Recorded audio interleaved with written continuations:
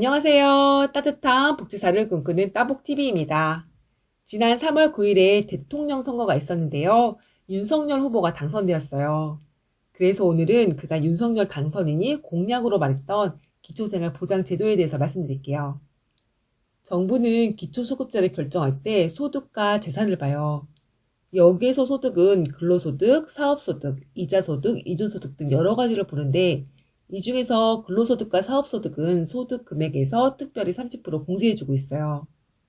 그래서 1에서 100만 원을 벌었다고 한다면 70만 원만 소득으로 산정하는 거죠.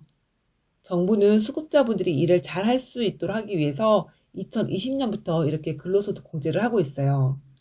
만약 근로소득 공제가 없으면 좋은 마음으로 일했다가 수급자에서 탈락할 수도 있거든요. 그럼 일을 안 하는 게 차라리 나을 수도 있는데요. 정부는 수급자분들의 이런 문제 때문에 근로소득 공제를 하는 거예요. 그런데 차기 정권에서는 이 근로소득 공제율을 50%까지 확대하겠다고 했어요. 1에서 100만 원을 번다면 50만 원만 소득으로 산정하는 거죠. 그래서 이전보다 근로소득 공제율이 훨씬 커졌는데요.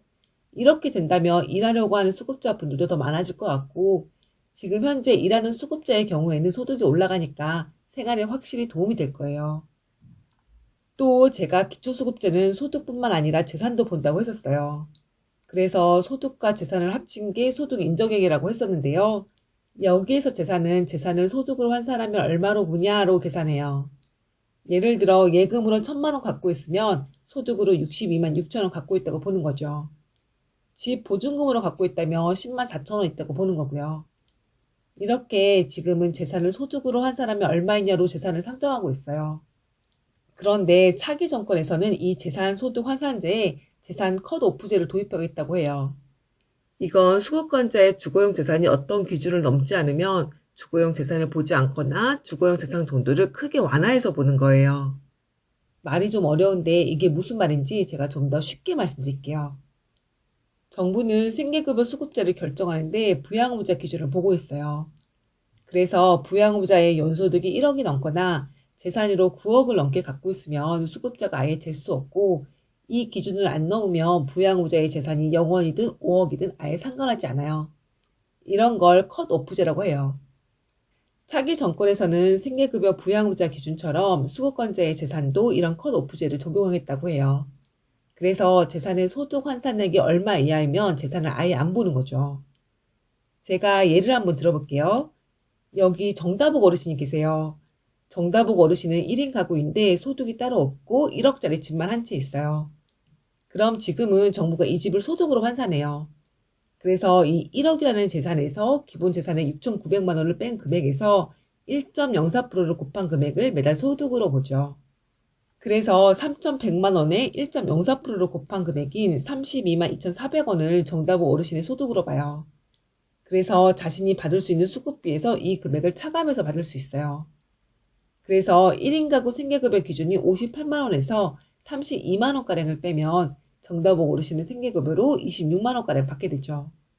그런데 재산컷 오프제가 있다면 정다복 어르신은 생계급여로 깎이는 거 없이 수급비를 받을 수 있어요. 그래서 이전보다 수급비가 많아질 수 있죠. 이런 재산 컷 오프제를 도입하면 재산을 보는 기준이 굉장히 단순화돼서 내가 수급자가 될 수 있을지 없을지 더 쉽게 알 수 있을 것 같아요. 실제 제 유튜브에서 가장 자주 물어보시는 질문 중 하나가 소득이 없는데 재산이 어느 정도 있으면 수급자가 되나요? 인데요. 재산 컷 오프제가 된다면 이런 질문을 더 단순하게 말씀드릴 수 있을 거예요. 또 지금은 재산을 계산하는 방법이 어려워서 수급자가 될 수 있는 분들도 수급자를 신청조차 못하는 경우도 있는데요. 이런 부분도 개선되겠다 생각도 들어요. 그런데 또 반대로 생각해보면 재산이 하나도 없는 사람과 재산이 컷오프제 기준선에 있는 사람의 수급비가 똑같다는 것에 형평성 문제가 생길 수도 있고 또 재산이 기준보다 살짝 많은 경우에는 아예 수급자가 될 수 없는 문제도 있을 수 있을 것 같아요. 그래서 이게 좋다 나쁘다 말하기는 아주 어렵지만 그래도 이걸 통해서 빈곤층에 대한 지원을 늘리겠다고 하니까 기대해봐야겠다는 생각을 했어요. 여기까지는 전체적인 기초생활보장 제도에 대한 내용이었고 이제부터는 생계급여와 주거급여에 대해서 좀 더 자세히 말씀드릴게요.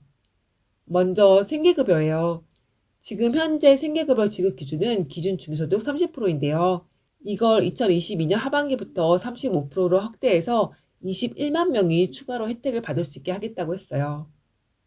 기준 중위소득 100%는 현재 지금 보시는 표처럼 돼요.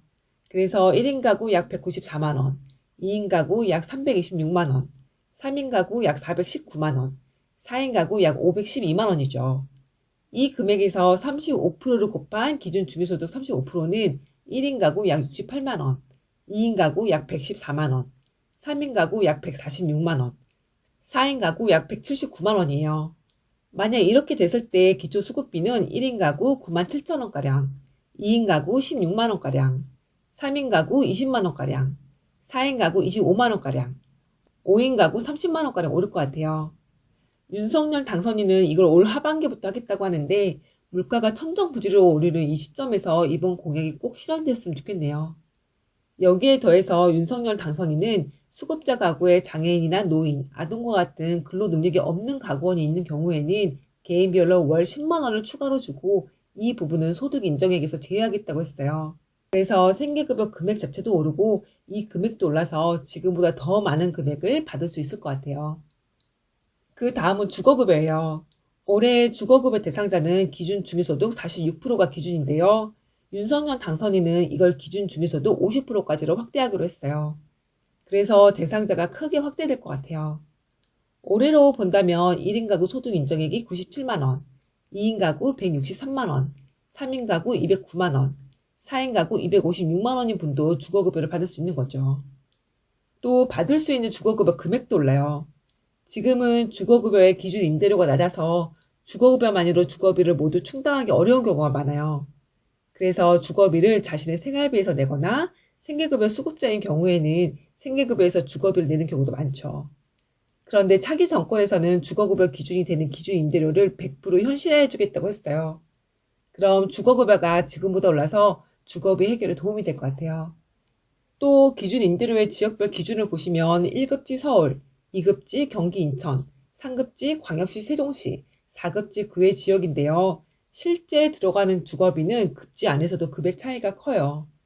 예를 들어 같은 경기도인데도 과천, 광명은 집값이 굉장히 비싸고 포천, 여주는 상대적으로 저렴해요. 또 같은 경기도 성남이라고 해도 분당과 판교 쪽은 비싸고 구시가지는 저렴하죠. 그런데 주거급여를 들을 때는 이걸 같은 경기 지역으로 묶으니까 형평성에 어긋나요. 그런데 차기 정권에서는 기준 임대료의 지역별 기준을 세분화해서 현실에 맞게 기준 임대료를 설정하겠다고 해요. 또 주거비에는 전세 보증금이나 월세뿐만 아니라 관리비도 드는데요. 이러한 관리비도 주거급여의 일부로 산정해 주겠다고 했어요. 수급자분 중에서 연구임대 아파트 대상이 되시는 분들 많이 계시는데요. 임대아파트 관리비 때문에 선뜻 신청하지 못하시는 분도 계세요. 임대아파트에 선정됐다 하더라도 이 관리비를 굉장히 부담스러워 하시고요. 그런데 앞으로는 관리비도 주거급여를 일부 산정해 주겠다고 하니까 주거비에 대한 부담이 좀 나아질 것 같아요. 여기에 집이 주택법에서 정한 최저 주거 기준보다 적거나 방 개수가 적으면 이사비 바우처를 지원해줘서 이사비에 대한 부담을 줄여주겠다고 하고요. 현재 30세인 청년 1인 가구 분리 기준 연령도 낮춰서 청년 1인 가구도 주거급여 대상이 되도록 하겠다고 했어요. 여기에 비닐하우스, 판잣집, 고시원과 같은 비주택에 사시는 분들에게는 임대보증금을 무이자로 대출해주겠다고도 하고 이사비도 지원하겠다고 해요. 또 온난화 때문에 여름에 날씨가 너무 더운데요. 이러한 기후변화를 감안해서 여름철 주거환경 개선을 위한 혹서기 지원을 신설하겠다고 하네요. 오늘은 윤석열 당선인의 기초생활보장제도 공약에 대해서 말씀드렸어요. 여러 좋은 제도들이 많이 있는 것 같은데 공약이 꼭 실현되었으면 좋겠네요. 그럼 오늘은 여기까지 하고 다음 시간에 또 뵐게요. 남은 하루도 행복하게 보내세요.